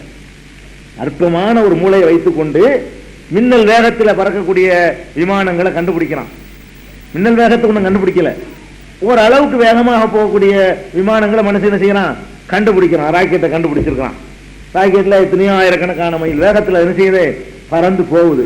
அப்ப இத வந்து ஒரு 200 வருஷத்துக்கு முந்தி சொன்னா சிரிச்சிருப்பாங்க எல்லாரும். கண்டுபிடிச்ச பிறகு நமக்கு ஒரு சின்ன விஷயம் இது. இது இப்போ ராக்கெட் என்ன பெரிய விஷயமா இது அப்படின்னு சொல்லிடுவோம். நமக்கு சின்ன ஒரு விஷயம். ஒரு 200-300 வருஷத்துக்கு முந்தைய வாழ்ந்த மக்கள்கிட்ட இந்த மாதிரி ஒன்று கண்டுபிடிக்க போறாங்க, அப்படி வர்றக்கு ஆயிரக்கணக்கான மைல் வேகத்தில் போவோம், அது அவனுக்கு இருக்கு போய் விளாண்டுவான். நம்புவான் அவனுக்கு தெரிஞ்சது கழுதை, குதிரை, கோவர் கழுதை, ஒட்டகம், மாடு, இதான் தெரியும் பிரயாணத்துக்கு. இந்த வேகத்தை மட்டும் கண்டு வச்சிருந்த அந்த மனுஷன் போய்கிட்டு இந்த இன்றைக்கு கண்டுபிடிச்சிருக்கான மனுஷன் ஜெட் விமானம், அது ராக்கெட், இது மாதிரி இதுகளை சொன்னா ஒத்துக்குவான்? அவன் ஒத்துக்கிற மாட்டான். அவன் எள்ளி நகையாடி இருப்பான். அப்ப அந்த மாதிரி நிலையில வந்து நம்ம பார்க்க கூடாது. நம்ம இன்றைக்கு மனிதன் இப்படி கண்டுபிடிக்கும் போது அல்லாஹ் தன்னிடத்தில் அழைத்து செல்லும் பொழுது அவன் ஆகுண்டு ஆக்கியிருக்க முடியாதா? மனிதன் கண்டுபிடித்ததை நம்புறான் மனுஷன். பலவீனமான சின்ன மூளையை வைத்துக் கொண்டிருக்கக்கூடிய மனிதன் ஒரு வாகனத்தை கண்டுபிடிச்சுட்டான், அதை நம்புறான், அதை ஏத்துக்கிறான். இந்த மனிதனுக்கு இந்த அறிவை கொடுத்த ரப்புல் ஆலமீன் எத்தனையோ பல்லாயிரம் கோடி மடங்கு ஒப்பிட முடியாத அளவுக்கு அறிவு நுணுக்கமான அறிவு படைத்தவன், ஆற்றல் மிக்கவன். அவன் அழைச்சிக்கிட்டு போறதுக்கு மின்னல் வேகத்தில் செல்லக்கூடிய ஒரு வாகனத்தை கொடுத்துறான், அவ்வளவுதான். அந்த வாகனத்தின் வழியாகத்தான் போக செல்ல முடியும், நல்லா ஒரு ஏற்பாடு பண்ணி வச்சிருக்கிறான். அதுக்காக அந்த வாகனத்தை அனுப்புறான். அது குதிரையுடைய முகத்துல இருந்துச்சு, குதிரை மாதிரி அதுக்கு கால் இருந்துச்சு, குதிரையுடைய தோற்றத்தில் இருந்துச்சுன்னா நீங்க விளங்கக்கூடாது. அளவைத்தான் சொல்றாங்க. 2 பேர் போறதுக்குள்ள அளவுல இருக்கணும். அது அதுக்காக சொல்றாங்க. கழுத அளவுக்கு அது இல்லை, சைஸுக்கு தான் வருது, வடிவத்துக்கு இல்லை. அந்த வடிவமே குதிரை மாதிரி நீங்க விளங்கிட கூடாது. மின்னல் வேகத்தில் செல்லக்கூடிய ஒரு வாகனம் கொண்டு வரப்படுகிறது. அந்த சைஸ் தான் அதை மேலே கீழே சொல்றாங்க. குதிரையை போலன்னு அந்த ஹதீஸ்ல வரவே இல்லை. எப்படி வருதுன்னா தூனல் பகுலி வசோக்கல் ஹிமாரி, பகலுக்கு கீழே, பகல்னா கோவேர் கழுதை, கோவேர் கழுதையை விட அடுத்த சைஸ். கோவேர் கழுதைங்கிறது குதிரை சைஸுக்கு இருக்குங்களேன். நம்ம புரிஞ்சிக்கிறது கோவேர் கழுதை நம்ம பார்த்துருக்க மாட்டோம்ல. நம்ம புரிஞ்சிக்கிறதுக்கு வேணா குதிரை கழுதைன்னு வச்சுக்கிறீங்களேன். கழுதையை விட கொஞ்சம் பெருசு, குதிரையை விட கொஞ்சம் பெருசு. இந்த அளவுல குதிரை அளவுக்கு பெருசாகவும் நினைச்சுக்கிறாதீங்க, கழுதை அளவுக்கு சின்னதாகவும் நினைச்சுக்கிறாதீங்க. ரெண்டுக்கு மத்தியில உள்ள ஒரு சைஸ்ல நம்ம நாட்டு குதிரையை வச்சுக்கலாம். இந்த வண்டி ஓட்டுறாங்க இல்ல, இது என்ன வச்சு, இது குதிரை சைஸே கிடையாது. இந்த வண்டி ஓட்டுறாங்க இல்ல, குதிரை வண்டி ஓட்டுறாங்க இல்லைங்க, இது குதிரை வண்டின்னு குதிரையா? இது குதிரை சைஸே கிடையாது. இந்த சைஸை வச்சுக்கலாம். இது கொஞ்சம் கழுதை கொஞ்சம் மேல இருக்கு, குதிரை கொஞ்சம் கீழே இருக்கு. நம்ம நாட்டு இந்தியா குதிரைன்னு வச்சுக்கலாம், மெட்ராஸ் குதிரை, அந்த வண்டி ஓட்டுற குதிரை, அந்த சைஸ் தான். இந்த சைஸ்ல வெள்ளை வெளேர் என்று ஒரு வாகனம் கொண்டு வரப்படுகிறது ரசூல் ஸல்லல்லாஹு அலைஹி வஸல்லம் சொல்றாங்க. அதனால இதுல போய் ஆச்சரியப்படாதீங்க. அல்லாஹ் நினைச்சாண்டா அது இல்லாம கொண்டு போயிருவான். அவன் அப்படி கொண்டு போகணும்னு நினைக்கிறான், அவ்வளவுதான். அப்புறம் இன்னொரு புகாரில வரக்கூடிய இன்னொரு ரிவாயத்தில், இந்த ரிவாயத்தில் அது எப்படி வருதுன்னா, உங்க பார்வை எவ்வளவு தூரத்தில் எட்டும், உங்க பார்வை எவ்வளவு தூரத்தில் எட்டும். ஒரு மனிதனுடைய நல்ல பார்வை இருந்தால் அவன் எவ்வளவு தூரத்துக்கு பார்ப்பான். பார்வை எந்த இடத்துல போய் முடியுதோ அந்த இடத்தில் ஒரு 8 எடுத்து வைக்காது. அவ்வளவு ஃபாஸ்ட், அந்த வேகத்தை வளர்க்குறாங்க. ரசூலுல்லாஹி ஸல்லல்லாஹு அலைஹி சொல்றாங்க, அந்த புராக்கை பற்றி வர்ணிக்கும் பொழுது யலவு ஹத்வஹு இந்த அக்ஸா தரஃபி, அதனுடைய பார்வை பட்டு முடியுத ஒரு 3 கிலோமீட்டருக்கு அப்பால் வரைக்கும் நம்ம பார்க்க முடியும், 3-5 கிலோமீட்டர் பார்க்க முடியும். ஒரு 8 அவ்வளவு தூரத்துக்கு வைக்கிறது. அதனால வேகமாக போக முடியுது. ஒரு 8 அவ்வளவு தூரத்துக்கு வைக்கிறதுன்னா அவள் பாயிற மாதிரி, இந்த புலி சிறுத்தைலாம் பாயமுல அந்த மாதிரி, அந்த அளவுக்கு வேகமாக செல்லக்கூடியது என்று ரசூல் ஸல்லல்லாஹு அலைஹி வஸல்லமே சொன்னதாக புகாரியில வரக்கூடிய இன்னொரு அறிவிப்புல இருக்குது. ஃபஹுவில்து அலைஹி, அதன் மீது நான் ஏற்றப்பட்டேன். இப்பதான் ஏற்றப்படுறாங்க, நல்லா வழங்கிருங்க. கொண்டு வரப்பட்டு ஆளை தூக்கி வச்சு ஏற்றப்படுறாங்க. அப்பதான் வந்து அந்த வாகனத்தின் மீது நான் ஏற்றப்படுகிறேன். இன்னொரு ரிவாயத்தில் என்ன வருதுன்னா, நானே ஏறினேன், ஏற்றப்பட்டேன்னு வருது, நுண்ணில் ஏறினேன்னு வருது. ஹத்தா அத்தைத்து பைத்துல் மக்தஸ், பைத்துல் முகத்தஸுக்கு வந்தோம். வந்து இது முஸ்லிம்ல வரக்கூடிய ரிவாயத்து. ஃபரபத்துஹு பில் ஹல்கத்தில்லதி யுர்பத்து பிஹல் அம்பியா, யர்புத்து பிஹல் அம்பியா. நபிமார்கள் எங்கே தங்களுடைய வாகனங்களை எல்லாம் கட்டுவாங்களோ, ஒரு காலத்துல குதிரை கழுதை வச்சிருந்தாங்க, அதுக்குன்னு ஒரு இடம் பைத்துல் முகத்தஸ்ல அப்ப இருந்துச்சு, ஒரு நினைவு சின்னமாக. அந்த இடத்தில் கொண்டு போய் இதை கட்டினேன்னு சொல்லி முஸ்லிம்ல வருது. இதை பற்றி அபூதர் ரலியல்லாஹு அன்ஹு அவங்க வாழ்ந்த காலத்தில் அவங்கள்ட்ட கேட்கறாங்க, ஒரு சஹாபிட்டையே, கட்டுறதா எது கட்டணும், எல்லாம் வசப்படுத்தி கொடுத்து கூட்டிட்டு போயிருந்தோம், அவனை கட்டி வைக்கணுமா? கட்டுறது என்பது இட்டு கட்டப்பட்ட இடைச்சொருகள், அது நம்பாதீங்கன்றாங்க. அது முஸ்லீம்ல வந்தா கூட அபூதர் கிஃபாரி ரலியல்லாஹு அன்ஹு கேட்கும் பொழுது கட்டுறதுங்கிறது நம்ப முடியாதுங்க, எது கட்டணும், அல்லாஹ்வுல வசப்படுத்தி கொடுத்துருக்கான், அல்லாஹ் வசப்படுத்தி கொடுக்காத ஆடு மாடுனா கட்டி தான் வைக்கணும், எப்படி போயணும், இது அல்லாஹ் ரப்புல் ஆலமீன் அவனா வசப்படுத்தி கூட்டிட்டு போறதுக்காக இருக்கும் பொழுது இது எங்கிட்ட ஓடி போயிடும்னு கட்டுறதுங்கிறது இருக்குது. இது அல்லாஹ் அழைச்சிட்டு போற நோக்கத்துக்கு மாத்தமா இருக்குது. இதை நம்பாதீங்கன்னு அபூதர் கிஃபாரி ரலியல்லாஹு அன்ஹு சொன்னதாக அஹ்மதுல சையான ரிவாயத்திலுமே இருக்குது. கட்டினாங்கன்னு ஒன்று சேர்ந்து வருது. அதுல அது சொல்றாங்க, கட்டினாங்கன்னு கேட்கும் பொழுது லிம இது கட்டணும் ஐயஃபிர்ரு மின்ஹு, இவரை விட்டுட்டு ஓடி போயிருமாமா? அது அபூதர் கேட்கிறாரு, ஓடி போயிருமாமா? இன்னமா சஹரஹு லஹு ஆலிமுல் கைபி வ ஷஹாதா, மறைவானதையும் வெளிப்படையானதையும் அறிந்திருக்கக்கூடிய ரப்புல் ஆலமீன் அல்லவா இதை அவருக்கு வசப்படுத்தி கொடுத்துருக்கிறான். அது என்ன ஓடி போயிருந்து கட்டி போடுறதா? கட்டினதை கொஞ்சம் கூட சேர்த்துக்கிட்டாங்க, கூட்டு போனாங்க, பைத்துல் முகத்தஸுக்கு போனாங்க அப்படின்னு சொல்லி அவர் மறுக்கிறார்.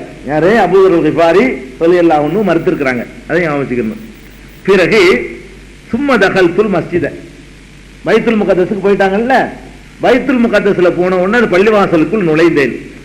நுழைந்து விட்டு சல்லைத்து ஃபீஹி ரக்காத்தைனி, அங்க 2 ரக்காத்துகளை வேற நான் தொழுதேன். நல்லா விளங்கினேன், தொழுகை இனிமே தான் கடமையாகுது.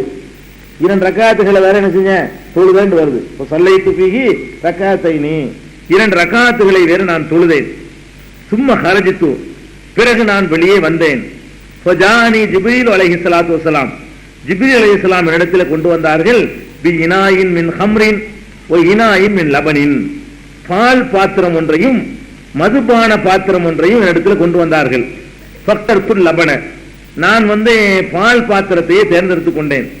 கால ஜிப்ரீல் அலைஹிஸ்ஸலாம் சொன்னார்கள், இஃப்தர்தல் ஃபித்ரா, இயற்கையான மார்க்கத்தை தேர்ந்தெடுத்துக் கொண்டீர் என்று சொல்லிவிட்டு சும்மா அரஜபினா இலசமா, எங்களை வானத்திற்கு என்னை கூட்டி சென்றார்னு சொல்லி அந்த செய்தி ஆரம்பிக்குதுங்க. இதுல 2-3 செய்தி நம்ம விளங்கிக்கணும். அப்ப ரசூல் ஸல்லல்லாஹு அலைஹி வஸல்லம் 2 ரக்காத்து தொழுதேன் என்று சொல்றாங்க. 2 ரக்காத்து தொழுதேன்னு சொல்றாங்க. ஆனா இந்த சம்பவம் முடிகிற கட்டத்துல தான், இதனுடைய கடைசியில தான் அல்லாஹ் எதை கடமையாக்குறான்? 5 வேளை தொழுகையை கடமையாக்குறான். இதனுடைய இந்த சம்பவத்தினுடைய இறுதியில தான் வரப்போகுது. அப்ப அதுக்கு முந்தி தொழுதார்கள் என்று வேற இங்கே பைத்துல் முகத்தஸ் தொழுதார்கள் வருது. இது நமக்கு ஒரு பெரிய குழப்பத்த மாதிரி தெரியும். குழப்பம் ஒன்றும் கிடையாது.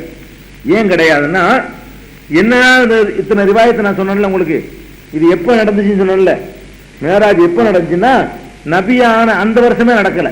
இந்த 10 கருத்துல அப்படி ஒரு கருத்து வரல. நபியாக 2வது வருஷம் நடந்ததாக கருத்து வரல. 3வது வருஷம் இது மேராஜ் நடந்தா வரல. வர்றதெல்லாம் எப்படி வருதுன்னா 6 மாசத்துக்கு முந்தி, 8 மாசத்துக்கு முந்தி, 1 வருஷத்துக்கு முந்தி, 15 மாசத்துக்கு முந்தி, கூடுதல் 5 வருஷத்துக்கு முந்தி. 5 வருஷத்துக்கு முந்தி தான் வருதே தவிர, அப்ப அதுக்கு முந்தி 8 வருஷம் ஓடி இருக்கு. அதாவது எப்படித்தான் இருந்தாலும் 10 அபிப்பிராயங்கள் வருது. இந்த 10 அபிப்பிராயங்கள்லயே கூடுதலான கருத்து எது? 5 வருஷம் என்பது. ரசூல் ஸல்லல்லாஹு அலைஹி வஸல்லம் மதீனாவுக்கு புறப்படுவதற்கு, ஹிஜ்ரத் செய்வதற்கு 5 வருடங்களுக்கு முன்னால் இது நடந்தது என்பதுதான் கூடுதலான எண்ணிக்கை. 3 வருஷம் இருக்கு.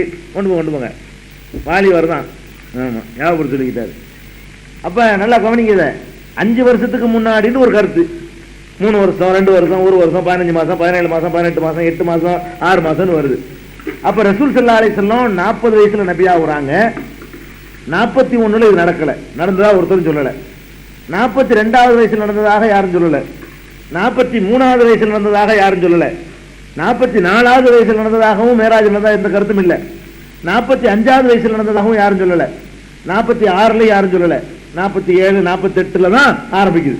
48 வயசுல நடந்திருக்கலாம்னு ஒருத்தர் சொல்றாரு. ஒருத்தர் சொல்ற 50 வயசுல நடந்திருக்கலாங்கிறாரு. ஒருத்தர் 51 வயசுல நடந்திருக்கலாங்கிறாரு. ஒருத்தர் 52 வயசுல நடந்திருக்கலாங்கிறாரு. இன்னொருத்தர் 52 வயசுல நடந்திருக்கலாங்கிறாரு. இப்படியாக 48க்கு பிந்தி நடந்ததாக தான் அந்த 10 கருத்துன்னு வருது. யாருமே என்ன செய்யல, நபியான முதல் வருஷமே நடந்துச்சுன்னு ஒருத்தர் சொல்லல. அப்ப இந்த 8 வருஷ இடைவெளி இருக்குல்ல, அப்ப இந்த 8 வருஷமா ரசூலுல்லாஹ் தொழவே இல்லையா மக்காவில் இருக்கும் பொழுது? அல்லது 10 வருஷத்துக்கு முன்னாடி நடந்துச்சுங்கிறாங்களே, 50வது வயசுல நடந்துங்கிறாங்களே, அப்ப 10 வருஷமா ரசூலுல்லாஹ் தொழவே இல்லையா? 52வது வயசுல மேராஜ் நடந்துங்கிறாங்களே, அப்பதானே கடமையாகுது. 52க்கு முன்னாடி உள்ள அந்த 12 வருஷ காலமாக ரசூலுல்லாஹ் தொழவே இல்லையா? தொழுது இருக்கிறார்கள் என்பது நிறைய சான்று கிடைக்குது. இந்த மேராஜ் எப்ப நடந்து நீங்க வச்சுக்கிட்டாலும் சரி, நீங்க அதிகபட்சமா சொல்லப்படக்கூடிய 48 வயசை வச்சுக்கிட்டாலும் சரி, அல்லது 50 வச்சுக்கிட்டாலும் சரி, 53 வரைக்கும் எதை வேண்டாலும் வச்சுக்கிறங்க. அந்த இடைப்பட்ட காலத்தில் ரசூல் ஸல்லல்லாஹு அலைஹி வஸல்லம் தொழுது இருக்கிறாங்களான்னா, தொழுது இருக்கிறார்கள் என்பதற்கு நிறைய சான்றுகள் இருக்கு. ரசூல் ஸல்லல்லாஹு அலைஹி வஸல்லம் அவங்களும் அவங்களுடைய மருமகன் அலி ரலியல்லாஹு அன்ஹு, மருமகன் ஆவலப்ப அலி ரலியல்லாஹு அன்ஹு 2 பேரும் தொழுதுகிட்டு இருக்கிறத அபூ தாலிப் வந்து பார்க்குறாரு. அவர்தான், என்னப்பா தொழுது, என்ன என்ன விஷயம்? இதான் வணக்கம், இந்த வணக்கத்தை எல்லாம் கடமையாக்கி இருக்கிறான் அப்படின்னு அவங்க சொல்றாங்க. அப்பவே ரசூல் ஸல்லல்லாஹு அலைஹி வஸல்லம் தொழுது இருக்கிறாங்கன்னு வருது, ஹதீஜா நாயகி தொழுது இருக்கிறாங்கன்னு வருது. அதுக்கெல்லாம் ஹதீஸ்ல ஆதாரம் கிடைக்குது. ஆனா வந்து ஹதீஜா நாயகி வந்து ஹிஜ்ரத்துக்கு 3 வருஷம் தான் மூத்தா போறாங்க. ஹதீஜா நாயகி ஹிஜ்ரத்துக்கு 3 வருஷத்துக்கு முன்னாடி தான் இறந்து போறாங்க, ரசூலுல்லாஹ்வுடைய 50வது வயசுல. ஆனா அதுக்கு முன்னாடி ரசூலுல்லாஹ் தொழுது இருக்கிறாங்கன்னு வருது, ஹதீஜா நாயகி தொழுது இருக்கிறாங்கன்னு வருது. இதெல்லாம் வச்சு பார்க்கும் பொழுது ஆயிஷா நாயகி சொல்லக்கூடிய ஒரு ஹதீஸ்ல இருந்து இதுக்கு விளக்கம் கிடைக்குது. என்னன்னு கேட்டா, முதல்ல ஆரம்ப கட்டத்தில் தொழுகை என்பது 2 ரக்காத் என்று அல்லாஹ்வால் கடமையாக்கப்பட்டுச்சு. மக்காவில் இருக்கும் பொழுது 2 ரக்காத் தொழுதுறணும்னு ஒரு கடமை இருந்துச்சு.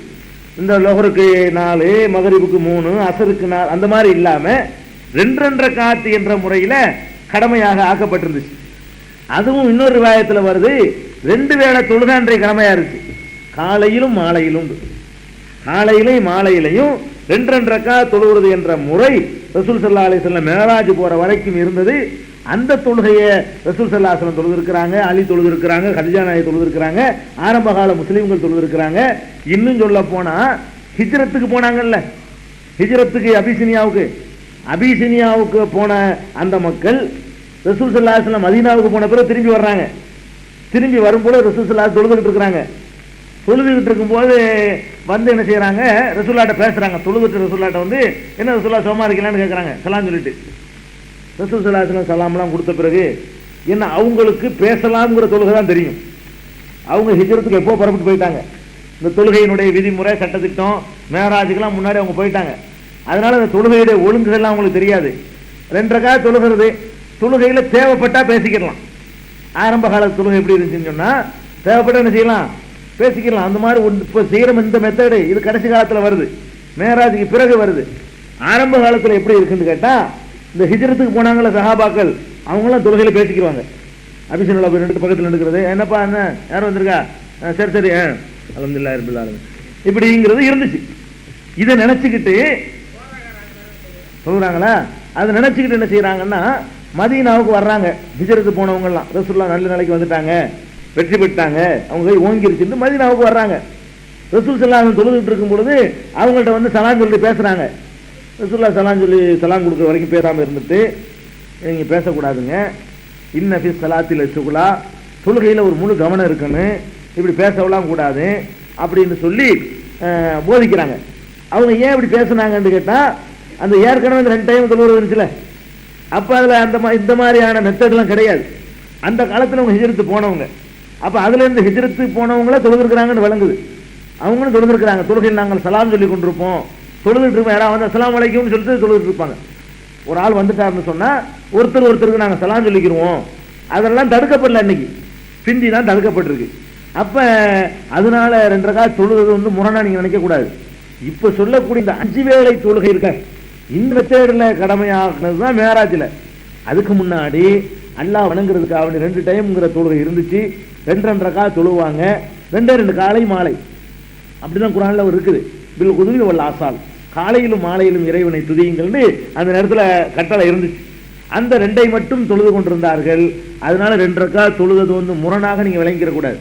பிந்தி தான் இந்த மேராஜுக்கு பிறகுதான் 5 வேளை தொழுகுங்கிறது செஞ்சு நம்ம கடமையாக்கப்படுது. அதுக்கப்புறம் இந்த பால், தண்ணீர், மதுபானம்னு சொல்லி வருதுல, இன்னொரு ரிவாயத்துல தேனும் வருது. இன்னொரு ரிவாயத்துல என்ன வருது, ஜிப்ரீல் கொண்டாந்து கொடுத்தாங்கல்ல, அதுல வந்து ஒரு பாத்திரத்துல பால், ஒரு பாத்திரத்துல மதுபானம், இன்னொரு பாத்திரத்துல தேனு, இந்த 3 வருது. 3ல ரசூல் ஸல்லல்லாஹு அலைஹி வஸல்லம் வந்து பாலை தேர்ந்தெடுத்து கொண்டார்கள் வருது. சில ரிவாயத்துகள்ல 2 வருது, பாலும் வருது மதுபானமும் வருது, தேனு வரல. 2 ரிவாயத்து இருக்கு. ஒருத்தர் மறந்துருக்கலாம், எது கூடுதல் அவர்தான் ஏற்றுக்க வேண்டியது. ஒருத்தர் 2 சொன்னார்னா 3 விஷயத்துல ஒன்று மறந்துட்டாருன்னு வச்சுக்கணும். 3 சொன்னவர் இட்டுக்கட்டு சொன்னார்னு வச்சுக்க கூடாது. சஹாபாக்கள் இட்டு கட்ட மாட்டாங்க, மறக்குவாங்க.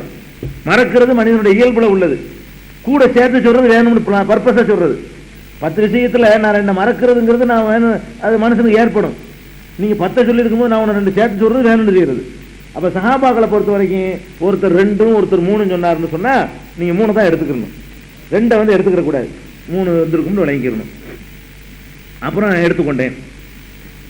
இன்னொரு ரிவாயத்து அகமதுல, முஸ்னத் அகமதுல இதை மேராஜை ஒட்டி வரக்கூடிய ரிவாயத்தில் என்ன வருதுன்னா, மூசா அலைஹிஸ்ஸலாம் அவர்கள் அங்கதான் அடக்கம் செய்யப்பட்டிருக்காங்க. எங்க பைத்துல் முகத்தஸ்ல. இங்க இருந்து மக்காவிலிருந்து புறப்பட்டு நம்ம வானுலகத்துக்கு போகலங்க, மக்காவிலிருந்து புறப்பட்டு இந்த பூமியில இருக்கக்கூடிய பைத்துல் முகத்தஸுக்கு தான் வந்திருக்கிறாங்க. பைத்துல் முகத்தஸுக்குள்ள உள்ள ஜெருசலத்துல உள்ள மஸ்ஜிதுல் அக்ஸாவுல தான் போய் தொழுகிறாங்க. தொழுதுட்டு வந்து அங்க மற்ற நபிமார்கள் நிறைய பேர் அடக்கம் செய்யப்பட்ட இடம் அதுதான். பைத்துல் முகத்தஸை சுற்றி தான் என்ன செய்யுங்க, நிறைய நபிமார்கள் அடக்கம் செய்யப்பட்டிருக்கிறாங்க. சுலைமான் நபி கூட அங்கதான் அடக்கம் செய்யப்பட்டிருக்காரு. அவர் தான் கட்டினார் பைத்துல் முகத்தஸை, பின்னாடி புனர் நிர்மாணம் பண்ணார். அப்ப ஒரு ரிவாயத்தில் அகமதுல வருது, மூசா அலைஹிஸ்ஸலாமுடைய கபரு கிட்ட வந்தா அவர் கபருக்குள்ளே வந்து தொழுது கொண்டிருப்பதை நான் பார்த்தேன் அப்படிங்கிறாங்க. லம்மா உஸ்ரிய பி மரர்த்து அலா மூசா வஹுவ காயிமுன் யுஸல்லி ஃபீ கப்ரிஹி, அவர் தனது கபருக்குள்ளே நின்று கொண்டு தொழுது கொண்டிருந்ததை நான் பார்த்தேன் என்று சொல்லி ரசூல் ஸல்லல்லாஹு அலைஹி வஸல்லம் சொல்றாங்க. அதே அந்த பைத்துல் முகத்தஸ்ல தான் அவருடைய கபர் இருக்குது. அந்த கபரில் நின்று என்ன செய்யறாரு, அவரு தொழுதுகிட்டு இருக்கிறது நான் பார்க்கிறேங்கிறாங்க. இப்ப கபர் நின்று தொழுதை தனியா வச்சுக்கிறேங்க, அது கூடுமான்னு 2வது சொல்றேன், வேற ஒரு இடத்துல பதில் வருது இல்லையே. அதனால இப்படி ஒரு சம்பவம் நடந்திருக்கு. இன்னொரு ரிவாயத்தில் என்ன வருதுன்னா, புகாரில எல்லாம் இருக்குது, பைத்துல் முகத்தஸுக்கு போன உடனே நான் 2 ரக்காத் தொழுதேன்னு வருதுல ஒரு ரிவாயத்துல, ஒரு அறிவிப்புல. இன்னொரு அறிவிப்புல எல்லா நபிமார்களையும் அல்லாஹ் வந்து எனக்கு முன்னாடி எடுத்து காட்டினான், அவ்வளவு பேருக்கும் நான் 2 ரக்காத் தொழ வைத்தேன், நான் தொழுதேன்னு இதுல வருது. இன்னொரு ரிவாயத்தில் என்ன வருதுன்னா, எல்லா நபிமார்களும் ஒன்னா திரண்டு வந்து அவங்களுக்கெல்லாம் சேர்த்து பைத்துல் முகத்தஸ் நின்று நான் இமாமாக நின்று நான் 2 ரக்காத் தொழுவித்தேன் அப்படிங்கிற மாதிரி ஒரு அறிவிப்புல வருது. இதுக்கு பிறகு ஒவ்வொரு பிரயாணத்தை அங்க தொடர்றாங்க. இது வரைக்கும் வந்துருச்சு. அதாவது மக்காவிலேருந்து ரசூல் ஸல்லல்லாஹு அலைஹி வஸல்லம் புறப்படுறாங்க, அவங்களுடைய காபத்துல்லாவிலேருந்து புறப்படுறாங்க. புறப்பட்டு புராக்குங்கிற வாகனத்தில் ஏறுறாங்க, ஏறி பைத்துல் முகத்தஸுக்கு வர்றாங்க. பைத்துல் முகத்தஸில் வந்தோன்னு உள்ள போய் தொழுகிறாங்க. அவங்க மட்டும் தொழுதாங்கன்னு ஒரு ரிவாயத்து. இன்னொரு அறிவிப்புல தொழுதாங்கன்னா தொலை வச்சாங்க, நான் வந்து நபிமார்களுக்கெல்லாம் தொலை வச்சேங்கிறாங்க. நபிமார்களுக்கு தொலை வச்சேன்னு சொல்லிக்கிட்டு அதுலயே மூசா அலைஹிஸ்ஸலாம் அவர் கபர்ல தொழுகிறத பார்த்தேங்கிறாங்க. இது மாதிரி எல்லாம் சில சம்பவங்கள் நடக்குது. இதுக்கு பிறகு வானுலகத்தை நோக்கி பிரயாணம் தொடருது. இதுக்கு பிறகு வானத்தை நோக்கி என்ன செய்யறாங்க, ரசூல் ஸல்லல்லாஹு அலைஹி வஸல்லம் பிரயாணம் ஆகுறாங்க. இந்த வானுலக பயணத்துல என்னென்ன அதிசயங்களை என்னென்ன அற்புதங்களை ரசூல் ஸல்லல்லாஹு அலைஹி வஸல்லம் கண்டாங்க என்பதை என்ன செய்வோம், நாளைக்கு வச்சுக்கிடுவோம். டைம் ஆச்சுல. இன்னைக்கு உள்ள விஷயத்துல நீங்க என்ன விளைவிக்கணும்னா, ரசூல் ஸல்லல்லாஹு அலைஹி வஸல்லம் அவர்கள் இந்த மேராஜ் என்ற பயணத்தை மக்காவிலிருந்து மேற்கொண்டார்கள் என்பது உறுதி. எந்த வருஷம் எந்த மாசம் என்பதுல பல்வேறு கருத்துக்கள் வர்றதுனால அது நமக்கு அனாவசியமானது, அதை ஒதுக்கிட வேண்டியது. புறப்படும் பொழுது மக்கா நபி ஆகுறதுக்கு முன்னாடி புறப்பட்டார்கள் ஒரு அறிவிப்பு இருக்குது, அது சரியான அறிவிப்பு இல்லை. நபி ஆன பிறகுதான் புறப்பட்டார்கள் என்ற அறிவிப்பு தான் சரியான அறிவிப்பு. அப்படி புறப்படும் பொழுது இதயம் பிளந்ததாக சொல்லப்படக்கூடிய ஒரு செய்தி வருது. அந்த செய்தியில வந்து நான் உறக்கத்திற்கும் விழிப்புக்கும் மத்தியில் இருக்கும் பொழுது நிகழ்ந்தது என்று சொன்னதுனால அது ஒரு எடுத்துக்காட்டாக ஒரு உருவகமாக சொல்லப்படுதுன்னு தான் நீங்க என்ன செய்யணும், எடுத்துக்கொள்ளணும். என்ன மேராஜில் வரக்கூடிய இன்னும் சில சம்பவங்களை வச்சு பார்க்கும் பொழுது இதை எப்படி புரிஞ்சுக்கிறேன்னு நீங்க விளங்கிக்கலாம். மேராஜ் ரசூல் ஸல்லல்லாஹு அலைஹி வஸல்லம் போனது நிஜமா இருந்தாலும் அதுல அவங்க பார்த்த காட்சிகள்லாம் இருக்கு பாருங்க. மூசா அலைஹிஸ்ஸலாத்தை இங்கேயும் பார்ப்பாங்க அங்கேயும் பார்ப்பாங்க. அதெல்லாம் எப்படிங்கிறத நம்ம இங்கேயும் பார்த்துருக்குறாங்க. மூசா மட்டும் 3 இடத்துல பார்க்குறாங்க. அவர் கபூர்ல தொழுவது ஒருக்கா பார்க்குறாங்க, அவருக்கு சேர்த்து இமாமா நின்று ஒருக்கா தொழு வைக்கிறாங்க, அவர் இவங்களை பின்பற்றி தொழுகிறாரு. அங்கே போனால் அங்கேயும் இருக்காரு அவர். மூசா அலைஹிஸ்ஸலாத்தை 3 இடத்துல பார்க்குறாங்க.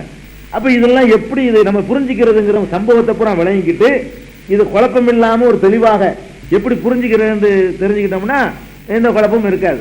அதனால விண்ணுலகத்திற்கு பைத்துல் முகத்தஸ் வரைக்கும் போயிட்டாங்க. அதெல்லாம் மண்ணுலகத்தில் நடக்கிறதா பேசியிருக்கோம். இப்போ இது வரைக்கும் மக்காவில் இருந்து ஜெருசலம் வரைக்கும் போயிருக்கிறாங்களே, இதெல்லாம் வந்து மண்ணுலகத்தில் நடக்கக்கூடிய சம்பவங்கள். அங்கிருந்து விண்ணுலகத்தை நோக்கி ரசூல் ஸல்லல்லாஹு அலைஹி வஸல்லம் பிரயாணப்படுறது வந்து ஒவ்வொரு வானத்திற்கும் போய் அங்கே என்னென்ன காட்சிகள்லாம் கண்டாங்க, அதுக்கு பிறகு என்னென்ன கண்டாங்க, இறைவனை கண்டாங்களா, என்ன